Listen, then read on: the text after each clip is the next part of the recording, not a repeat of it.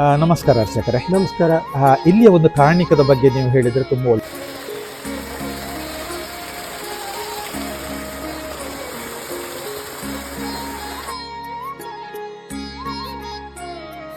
ಸ್ನೇಹಿತರೆ ನಮಸ್ಕಾರ ಹಾಗೂ ನನ್ನ ಚಾನೆಲ್ಗೆ ಸುಸ್ವಾಗತ.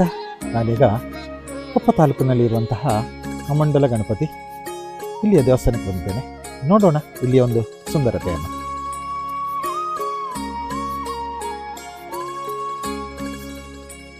ಇದು ಕೊಪ್ಪ ತಾಲೂಕಿನಲ್ಲಿರುವಂತಹ ಕಮಂಡಲ ಗಣಪತಿಯ ದೇವಸ್ಥಾನ. ನೀವಿಲ್ಲಿ ಕಾಣ್ತಿದ್ದೀರಿ. ನೋಡೋಣ ಇಲ್ಲಿ ಒಳಗೆ ಏನೇನಿದೆ ಅಂತೇಳಿ. ಸ್ನೇಹಿತರೆ ನೀವಿಲ್ಲಿ ಕಾಣ್ತಿರ್ಬೋದು ಶ್ರೀ ಕಮಂಡಲ ಗಣಪತಿ ಕ್ಷೇತ್ರ. ಇದರ ಗರ್ಭಗುಡಿಯಲ್ಲಿ ಉಗಮವಾದಂಥ ನೀರು ಇಲ್ಲಿ ಹೊರಗಡೆ ಬಂದು ತೀರ್ಥ ರೂಪದಲ್ಲಿ ಬೀಳೋದನ್ನು ನೀವು ಇಲ್ಲಿ ಕಾಣಬಹುದು. ಇದಕ್ಕೆ ಬ್ರಾಹ್ಮಿಣಿ ಕಮಂಡಲ ಅಂತೇಳಿ ಹೆಸರಿದೆ.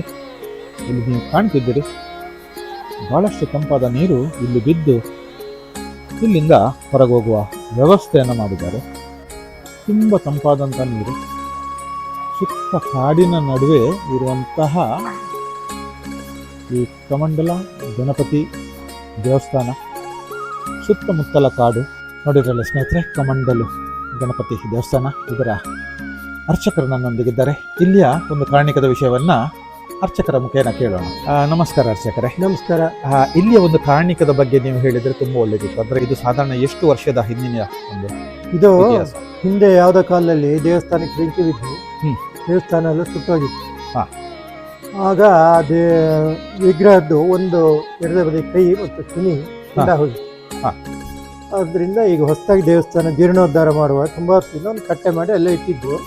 ಜೀರ್ಣೋದ್ಧಾರ ಆಗುವಾಗ ಕಾರ್ಕಳದ ಚಾಮರಾಚಾರ್ಯ ಅಂತ ಅವರನ್ನು ಕರ್ಕೊಂಡ್ಬಂದು ಶಿಲ್ಪಿಗಳನ್ನು, ಕಾರ್ಕಳದವರು, ಹೌದು, ಚಾಮರಾಚಾರ್ಯ ಅಂತ ಅವ್ರು ಬಂದು ಆ ವಿಗ್ರಹವನ್ನು ನೋಡಿ ಅದೇ ಅಳತೆಯಲ್ಲಿ ಇದು ಹೊಸ ವಿಗ್ರಹ ಮಾಡಿಕೊಟ್ಟಿದ್ದಾರೆ. ಇದು 2 ಕೈ ಗಣಪತಿ ಮತ್ತು ಧ್ಯಾನ ಮುದ್ರೆಯಲ್ಲಿ ಕೂತಿರೋದು, ಚಕಲ್ಮುಟ್ಟೆ ಹಾಕಿ. ಆಯ್ತಾ?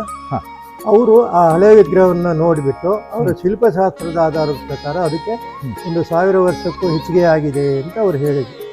1000 ವರ್ಷಕ್ಕಿಂತ ಹೆಚ್ಚಿನ ಹಿಂದಿನಿಂದಲೂ ಇಲ್ಲಿ ದೇವಸ್ಥಾನ ಇತ್ತಂತ ಅವರ ಪ್ರಕಾರದಲ್ಲಿ. ಎಷ್ಟು ವರ್ಷ ಹಿಂದೆ? 300 ವರ್ಷ ಹಿಂದಿಂದು. ಅದೇ ದೇವಸ್ಥಾನಕ್ಕೆ ಬೆಂಕಿ ಬಿದ್ದು ಸುಟ್ಟೋದಕ್ಕೆ ಜೀರ್ಣೋದ್ಧಾರಕ್ಕೆ ₹1 8 ಆಣೆ ಅರ್ಕಾಸ ಪೆನ್ಷನ್ ಮಾಡಿದ್ದು ಬ್ರಿಟಿಷ್ ಗೌರ್ಮೆಂಟ್ ಇದ್ದಾನೆ. ಅದು ಒಂದು ನಮ್ಗೆ ಇಲ್ಲಿದು ದಾಖಲೆಗಳು ಸಿಕ್ಕಿದೆ. ಮತ್ತೆ ಇದು ನೀರು ಎಲ್ಲಿಂದ ಉಗಮ ಆಗ್ತದೆ? ಇದು ಹಿಂದೆ ನಮ್ಗೆ ಎಲ್ಲ ಶನಿಯ ಕಾಟ ಶುರುವಾಗ್ತದಲ್ಲ, ಷಾಡಶ ಶನಿ, ಪಂಚಮ ಶನಿ, ಅಷ್ಟಮ ಶನಿ ಅಂತ. ಹಾಗೆ ಕೈಲಾಸದಲ್ಲಿ ಪಾರ್ವತಿ ಅಮ್ಮನವರಿಗೆ ಈ ಶನೀಶ್ವರನ ಬಾಧೆ ಶುರುವಾಗ್ತದೆ. ಶನಿದೇವರು ಯಾರನ್ನು ಬಿಡಲ್ಲ ಅಂತ ಹೇಳ್ತಾರಲ್ಲ, ಹಾಗೆ ಪಾರ್ವತಿ ಅಮ್ಮನವರನ್ನು ಬಿಡಲಿಲ್ಲ. ಆಗ ದೇವತೆಗಳೆಲ್ಲ ಸೇರಿ ಆ ಪಾರ್ವತಿ ಅಮ್ಮನವರಿಗೆ ಒಂದು ಸಲಹೆ ಕೊಡ್ತಾರೆ. ನೀವು ಭೂಲೋಕಕ್ಕೆ ಹೋಗ್ಬಿಟ್ಟು ಆ ಶನೀಶ್ವರನ ಕುರಿತು ತಪಸ್ಸು ಮಾಡಿ ಅವನಿಂದ ಒಂದು ವರ ತಗೊಂಬ, ಇಲ್ಲದಿದ್ರೆ ಅವನು ಬಾಧಕಗಳು ಸ್ವಲ್ಪ ಭಾರಿ ಕಷ್ಟ ಆಗ್ತದೆ. ಆಗ ಅವಳು ಹಾಗೆ ಜಾಗ ಹುಡುಕ್ತಾ ಬರ್ತಾಳೆ. ಇಲ್ಲಿನ ಮುಂದೆ ಹೋಗ್ಬೇಕು ಒಂದು 14 ಕಿಲೋಮೀಟರ್ ಮೃಗವಧೆ ಅಂತ ಒಂದು ಕ್ಷೇತ್ರ.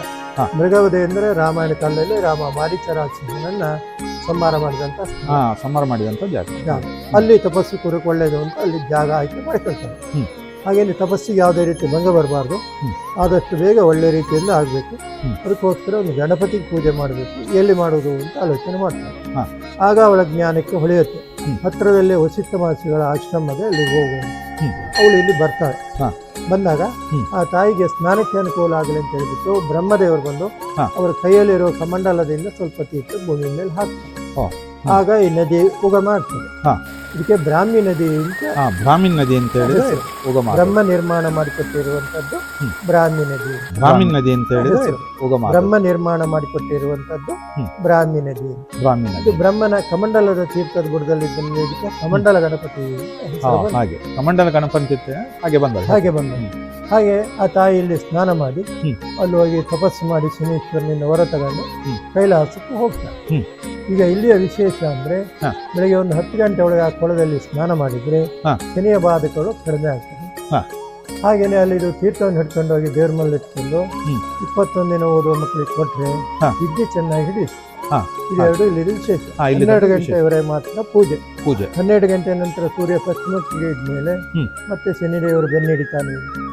ಹಾಗಾಗಿಬಿಟ್ಟು ಈ ದೇವಸ್ಥಾನದಲ್ಲಿ ಮಾತ್ರ 12 ಗಂಟೆವರೆಗೆ ಮಾತ್ರ ಪೂಜೆ. ಬೆಳಿಗ್ಗೆ ಎಷ್ಟು ಗಂಟೆಗೆ? ಬೆಳಿಗ್ಗೆ 7 ಗಂಟೆಗೆ ಓಪನ್ ಆಗುತ್ತೆ. 7 ಗಂಟೆಗೆ 9 ಗಂಟೆಗೆ ಅಭಿಷೇಕ ಪೂಜೆ ಮುಗಿಯುತ್ತೆ. 9 ಗಂಟೆಗೆ ಮುಗಿಯುತ್ತದೆ. ಹಾಗೆ ಇಲ್ಲಿಯ ಒಂದು ವಿಶೇಷತೆ. ವಿಶೇಷತೆ ಇದೆ. ತುಂಬ ಧನ್ಯವಾದಗಳು ಅರ್ಚಕರೇ. ನೋಡಿದ್ರಲ್ಲ ಸ್ನೇಹಿತರೆ, ಕಮಂಡಲ ಗಣಪತಿ ಇಲ್ಲಿಯ ವಿಶೇಷತೆ ಹಾಗೂ ಕಾರಣಿಕದ ಬಗ್ಗೆ ಅರ್ಚಕರೆಲ್ಲ ಈಗ ಹೇಳಿ ಆಯಿತು. ಹಾಗೆಯೇ ಕೊಪ್ಪ ತಾಲೂಕಿನಲ್ಲಿರುವಂತಹ ಈ ಕಮಂಡಲ ಗಣಪತಿಯನ್ನು ನೋಡಲು ನೀವೆಲ್ಲರೂ ಬನ್ನಿ. ಇಲ್ಲಿಯ ಪ್ರಕೃತಿ ಸೌಂದರ್ಯದ ನಡುವೆ ಇರುವಂತಹ ಈ ದೇವಸ್ಥಾನವನ್ನು ಕಾಣಿ ಅಂತ ಕೇಳ್ಕೊಳ್ತಾ ಇಂದಿನ ವಿಡಿಯೋನ ಮುಗಿಸ್ತಿದ್ದೇನೆ. ಎಲ್ರಿಗೂ ಶುಭವಾಗಲಿ. ಬಾಯ್.